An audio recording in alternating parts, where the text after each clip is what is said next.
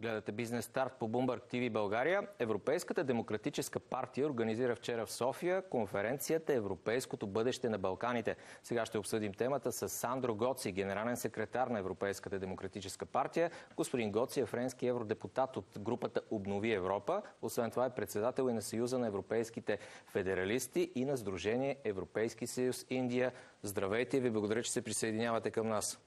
Bonjour, bienvenue. Je suis très content de vous recevoir ici. Merci. Благодаря ви. С превода ще ни помага Мариана Йорданова. Благодаря ви и на вас. Господин Гоци, точно преди една година, на 24 февруари 2022 година, започна войната в Украйна, руската инвазия там. Какво се промени в Европейския съюз за тези 365 дни?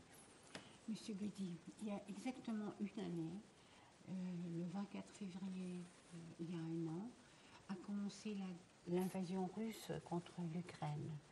Qu'est-ce qui est changé au sein de l'Union européenne pendant ces 365 jours qui viennent de passer? Tout d'abord, les Européens se sont rendus compte que la liberté et la démocratie ne peuvent pas être données pour acquis, mais il faut continuer à se battre.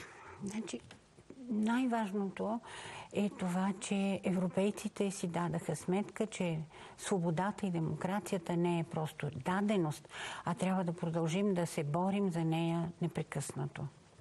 L'agression russe est inacceptable de tous les points de vue parce qu'elle nie profondément les raisons pour lesquelles nous avons construit l'Europe. Руската инвазия е абсолютно неприемлива, тъй като тя изцяло унищожава това, за което ние сме създали Европа и Европейския съюз. Nous avons construit l'Europe pour vivre ensemble en paix. Nous avons aussi construit l'Europe pour donner à chaque peuple la possibilité de décider son destin. Et Poutine veut nier au peuple ukrainien leur choix d'avoir un destin européen. Европейския съюз е създаден именно за да даде възможност на всяка страна да се самоопредели и на народите да решат по какъв път да вървят. Докато с този акт на господин Путин той отрича изцяло правото на украинския народ да определи своето бъдеще и да реши сам по какъв път да върви. Donc, je dirais qu'un an après l'invasion, les Européens ont compris qu'encore aujourd'hui, ils doivent se battre pour leur intérêt, pour leurs valeurs et pour leur indépendance. Така че смятам, че в тази година европейците наистина разбраха, че те трябва да продължат да се борят за своята независимост и за своите ценности. Ако войната в Украйна продължи още месеци наред, дори години, какви ще бъдат най-големите рискове за Европейския съюз тогава? Si cette guerre en Ukraine continue plusieurs mois ou même des années, quels seront les risques principaux pour l'Union européenne alors? Les risques immédiats, ce sont des risques notamment économiques. Par exemple, à cause de la guerre, l'inflation est un problème partout en Europe. Ce n'est pas seulement en Bulgarie, c'est tous les Européens qui ont problème avec l'inflation suite au conflit ukrainien, par exemple. Така, как да кажа, най-големия бърз риск, т.е. съвременен риск, това е икономически риск. Вие знаете, че във всички страни в Европа, не само в България, инфлацията се увеличи много след започването на войната в Украйна. Il est clair qu'aussi nous devons accélérer encore plus l'effort que nous faisons pour avoir une autonomie énergétique. Parce qu'on a découvert au début de la guerre qu'on était trop dépendant de la Russie. Donc, plus les conflits continuent, plus nous devrons faire des efforts pour gérer les effets économiques négatifs de cette guerre.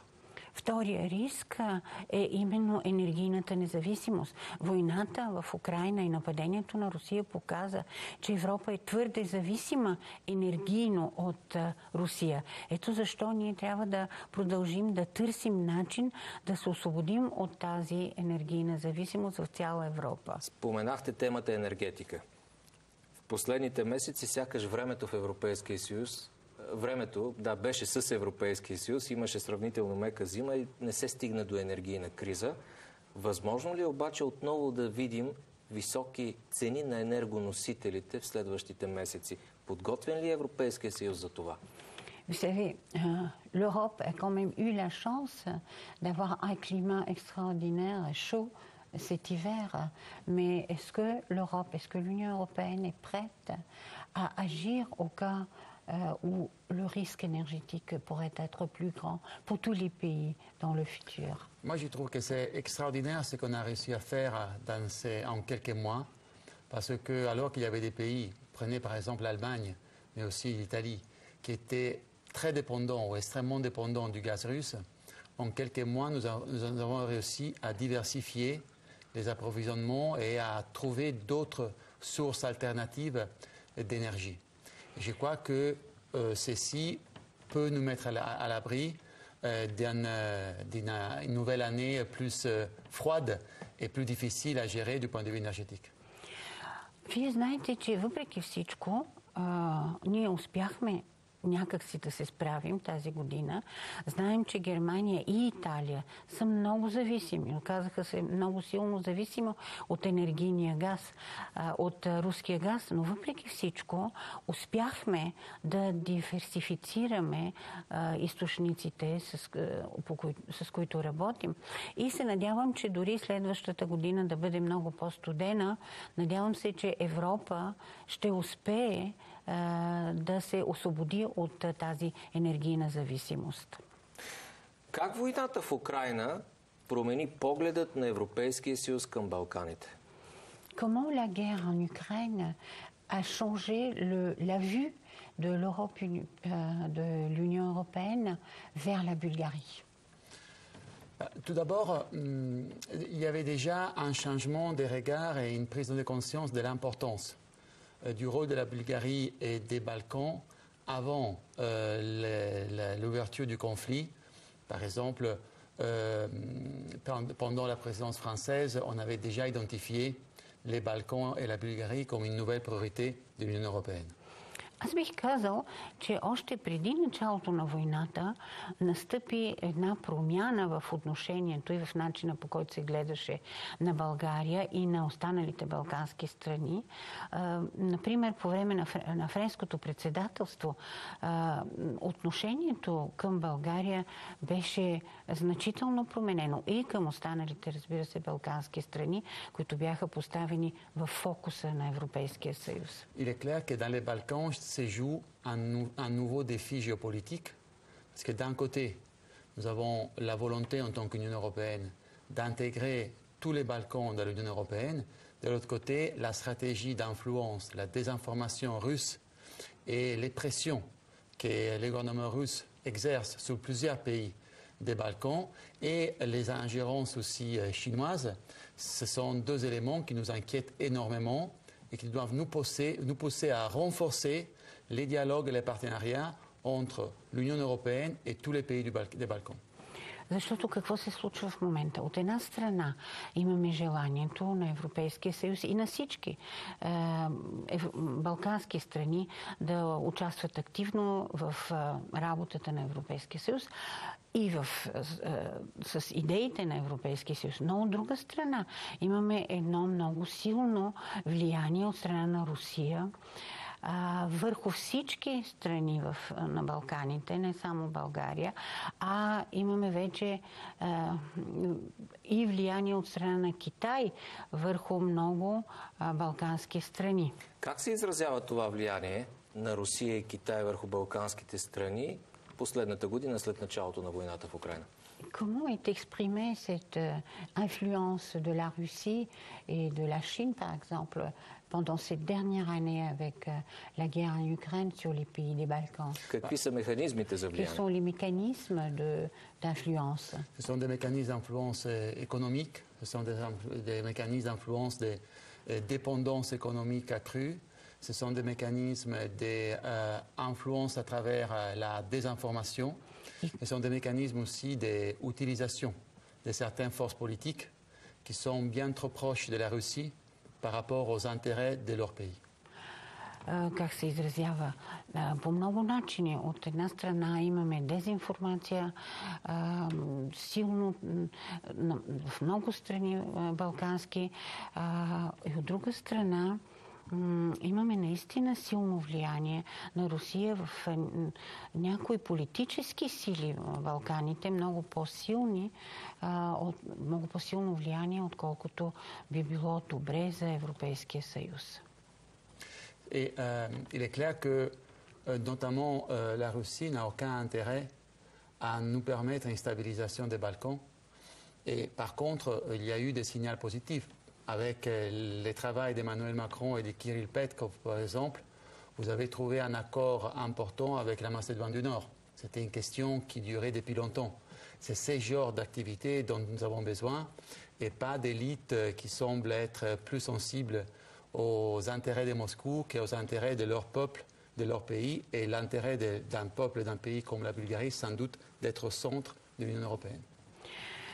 Ние знаем, че Русия няма интерес от едно стабилно развитие на Балканите и на балканските страни. И тя се опитва да дестабилизира целия район. Но имаме един много положителен пример и това са действията на господин Макрон и на господин Кирил Петков и начина, по който те се справиха с проблема Северна Македония. Така, щото да се намали това напрежение между страните, което не е в интерес на Европейския съюз. Споменахте темата Северна Македония. Vous avez parlé de la Macédoine du Nord.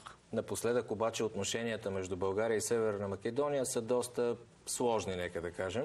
Mais les relations ces derniers temps entre la Bulgarie et la Macédoine du Nord sont assez compliquées, on pourrait dire. Искам да ви попитам следното. Споровете между историци и политици на двете страни продължават. Parce qu'il y a pas mal de problèmes entre les hommes politiques, mais aussi les historiens, entre représentants des deux pays. Et ça continue toujours. Но когато поканим представители на бизнеса, те казват, разбираме се чудесно с македонските си бизнес партньори. Mais lorsqu'on invite des représentants du business, ils disent « Nous, on s'entend parfaitement avec nos collègues et nos partenaires de la Macédoine du Nord. » Как да се излезе от тази ситуация? Comment on peut sortir de cette situation? Il faut continuer à coopérer, continuer les dialogues. Vous savez, c'est un peu comme Диалога ça. трябва да го продължавате. Това е единствения изход. C'est un peu comme ça qu'on a construit la communauté européenne. Ние точно така и изградихме Европейския съюз. Vous imaginez quel était le sentiment entre Français et Allemands tout de suite après la Представете Deuxième си Guerre mondiale. какви бяха чувствата между Франция и Германия на излизане от Втората световна война. Et c'est grâce à la coopération économique dans le domaine de l'acier et du charbon à И l'époque благодарение именно на икономическите връзки, например по отношение на въгледобива тогава, qu'on a créé les conditions pour une entente plus générale. ние успяхме да създадем такива условия, че да имаме едно много по-общо разбирателство. Donc j'encourage les Bulgares et les Macédoines du Nord à continuer leur coopération économique et parfois c'est de la société civile et du secteur privé qui peuvent arriver les meilleures solutions. Така че аз наистина бих окуражил икономическите и търговски връзки между представители на двете страни, защото това е наистина пътя. Освен това, гражданското общество е много важно и неговите инициативи в тези двустранни отношения. Вие сте председател на Сдружение Европейски съюз Индия. Vous êtes président de l'association Union européenne les Indes. Очаква се в скоро време Индия да изпревари Китай и да стане най-многолюдната страна в света. On attend que la population des Indes augmente de façon de dépasser même le nombre de la population en Chine. Как се променят перспективите за търговските отношения между Европейския съюз и Индия в ситуация на деглобализация и фрагментация? Comment alors changent les perspectives pour l'Union européenne dans ces conditions de déglobalisation et de fragmentation, les relations avec les Indes? Pour nous, l'Inde est un partenaire fondamental, stratégique. За нас Индия е един стратегически партньор, трябва да го кажа, много важен. Tout d'abord, pour les questions géopolitiques. По отношение на геополитиката, nouvelle stratégie européenne dans l'Indo-Pacifique passe évidemment à travers un nouveau partenariat stratégique avec l'Inde. Европейската стратегия в Индийско-Пасифик, този район, е изключително сериозна.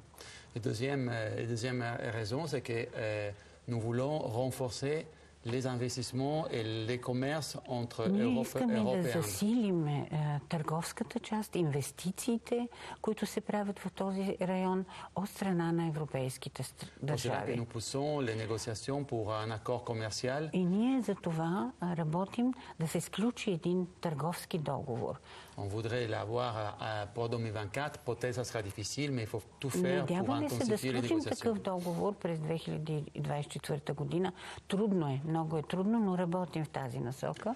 Troisième point, c'est qu'avec l'Inde, on a engagé un nouveau dialogue à travers les conseils pour les commerces et la technologie, Union européenne-Inde. Освен, имаме още един канал, по който работиме. По отношение на сътрудничеството с Индия има изградена такава търговска институция между Европейския съюз и Индия. C'est qu'il y a des domaines comme les numériques, les digitales, qui est Значи в fondamental et dans такива lesquels on a des intérêts области, communs. като цифровите технологии, ние работим много активно с Индия.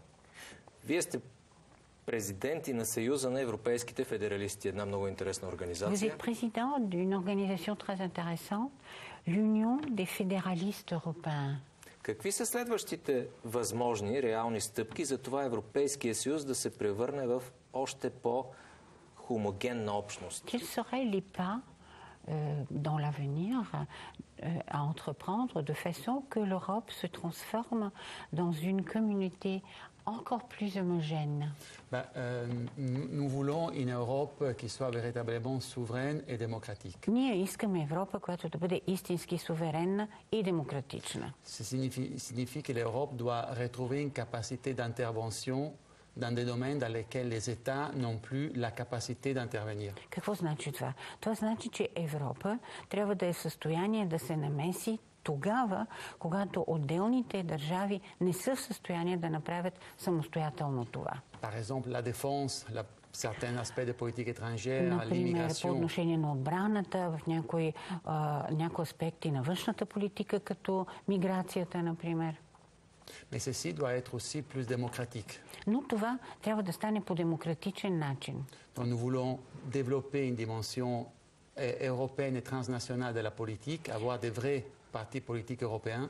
Искаме да имаме наистина политическо сътрудничество, искаме да имаме наистина европейски политически партии. Mais nous voulons nous battre aussi pour encore plus pour l'état de droit et la transparence dans les démocraties et dans les élections au niveau national. Но ние също така се борим за демокрация, за прозрачност по време на националните избори в различните държави. Et de ce point de vue, je pense que l'Union européenne devra, avec les autres organisations, bien veiller à ce que les élections en Bulgarie le 2 avril soient pleinement transparentes et correctes, fair. И в тази връзка искам да подчертая, че Европейския съюз е силно заинтересован изборите в България на 2 април да бъдат наистина прозрачни, да бъдат наистина организирани така, както трябва и да бъдат честни. А утопия ли е някога да падне вътрешния граничен контрол в Европейския съюз, когато преминаваш от една страна в друга? Да стане като в Съединените щати, когато минаваш от един щат в друг? Est-ce que c'est une utopie que le contrôle douanier, enfin frontier plutôt, parmi les pays européens tombe? Est-ce que c'est possible? Est-ce que vous pensez que dans l'avenir, ce sera possible, quand par exemple aux États-Unis, de passer d'un État dans l'autre sans aucun obstacle frontier? Absolument, c'est un Ама des разбира objectifs, се, la това е liberté à една от l'intérieur. целите. Вътрешната свобода, това е една от целите. Nous avons déjà, disons, organisé des libertés qui sont sans précédent dans l'histoire de l'humanité. Ние вече организирахме такива свободи, които са абсолютно безпрецедентни в историята на цялото човечество. Imaginez le fait qu'avec l'espace Schengen, pas encore pour la Bulgarie malheureusement, on peut librement circuler partout en Europe. Например, с организацията на Шенгенското пространство. Разбира се, за съжаление България не е член още на Шенгенското пространство, но в Шенгенското пространство може свободно да се преминава от една в друга държава. La liberté de circuler pour les biens, pour les services. И това е свобода не само за преминаване на хората, стоките, услугите се придвижват свободно в рамките на Шенгенското пространство. Et la liberté qui nous donne la monnaie unique, l'euro. И тази свобода ни даде и единната валута, еврото. J'espère que le plus tôt possible, la Bulgarie aussi pourra pleinement bénéficier de ces libertés, notamment Schengen et l'euro, la monnaie unique. И се надявам, че възможно най-скоро България ще може да се възползва от тези преимущества на тази свобода, т.е. придвижване в шенгенското пространство и единната европейска валута. България обаче няма да се присъедини от 1 януари 2024 година към еврозоната. А напоследък в страната има и кампании срещу приемането на еврото.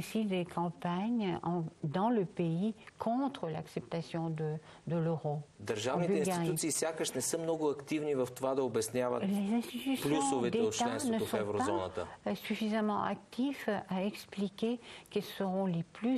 Какви са трите най-важни предимства според вас? Pour l'adoption de l'euro. Quels seront les atouts les plus importants de l'euro pour la Bulgarie? Qu'est-ce que vous en pensez? J'étais très étonné que la Много бях учуден, че в България que ce gouvernement n'ait pas envoyé les rapports de convergence. Че България не изпрати доклада за конвергенцията à la Commission européenne et je до suis Европейската комисия. И аз съм изключително разочарован от това. Qui n'est pas adopté les mesures importantes comme les mesures contre la corruption, le recyclage de l'argent, anti-money laundering. Че не бяха на време приети мерки срещу, например, прането на пари, срещу корупцията и така нататък. Qui sont nécessaires pour, disons, remplir tous les critères pour rentrer dans l'euro. Тези мерки са абсолютно необходими за изпълнение на критериите за присъединяване към европейския пространство. L'euro protège les petits, protège les plus faibles parce que donne plus de pouvoir d'achat aux citoyens, aux consommateurs. Защитава малките държави. Такава е действителността. Европа защитава възможностите на по-малките народи. L'euro nous protège beaucoup plus de l'inflation. И еврото, съответно, ни защитава от инфлацията много повече, отколкото в държавите, в които няма използване на евро. L'euro nous donne une stabilité et une crédibilité qui sont fondamentales Еврото ни pour une дава една croissance plus forte. стабилност, една увереност, които са изключително, това са основи на европейското сътрудничество. Donc je trouve absurde les campagnes И на qui мен en ми се Bulgarie ont струват fait contre абсолютно l'euro. абсурдни тези кампании, които се провеждат в страната против приемането на еврото. Благодаря ви много за това участие. Je vous remercie de votre participation. Merci. И аз ви Сандро Гоци, благодаря. генерален секретар на Европейската демократическа партия.